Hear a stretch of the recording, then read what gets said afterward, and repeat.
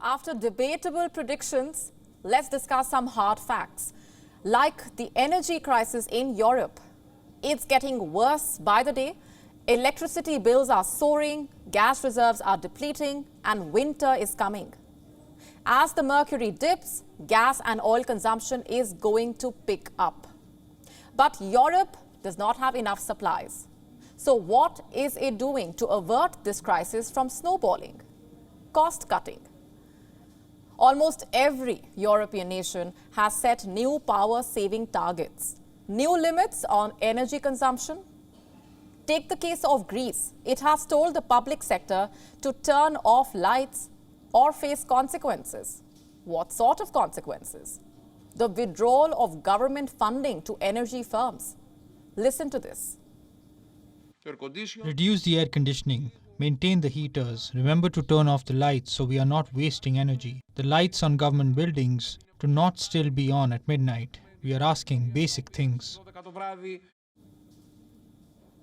In France, the government is taking similar steps every day. As the evening descends, the lights are dimmed, the monuments go dark, the fountains stop running. French cities bear a desolate spectacle. The scale of the crisis can be gauged through this story. The Eiffel Tower switching off its twinkling lights. The most visited monument in the world could go dark an hour earlier than usual. French citizens say their prospects look gloomy. It's a bit gloomy. It's sad, especially buildings like the Palais des Beaux Arts behind me are usually magnificently lit up, even with little light. So we know there is a crisis. The question is, how bad could this get, and is there a way out? Let's try to find some answers. To start with, American officials are a bit alarmed at the crisis. They don't see any obvious solutions in sight. Reports claim that White House staff is worried that Putin plans to force a bleak winter on Europe. They believe that he might cut off all supplies anytime, the impact of which would be severe. You see, if Putin follows through this threat, Europe will certainly enter recession. That's exactly what the Americans fear.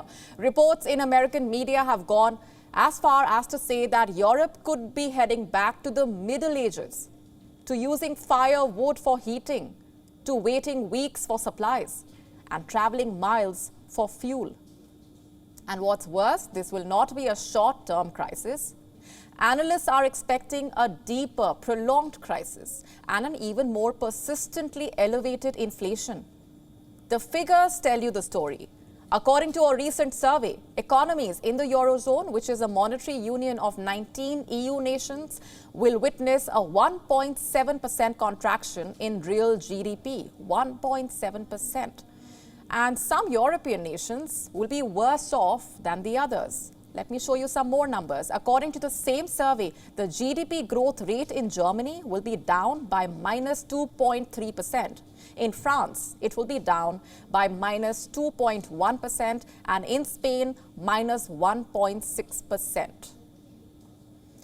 Interestingly, America stands to gain from Europe's suffering. Let me explain this. You see, as European economies worsen and cut their reliance on Russia, they will be moving more towards the US. They will be attracted to American firms. They will look forward to American investments. As it is, America already produces enough of its own natural gas, so it will not be affected by Russia restricting its flow to Europe. Even if it were to increase supplies to the continent, in fact, America already is making up for the loss of Russian gas. Reports say roughly 70% of American gas exports are going to Europe. Since March, US firms have imported over 30 billion cubic meters to Europe. What does this tell you? That the war in Ukraine is proving to be a blessing for American businesses. As European cities go dark, as European citizens reduce power consumption, they will find themselves more and more reliant on American alternatives. WION now available in your country. Download the app now. Get all the news on the move.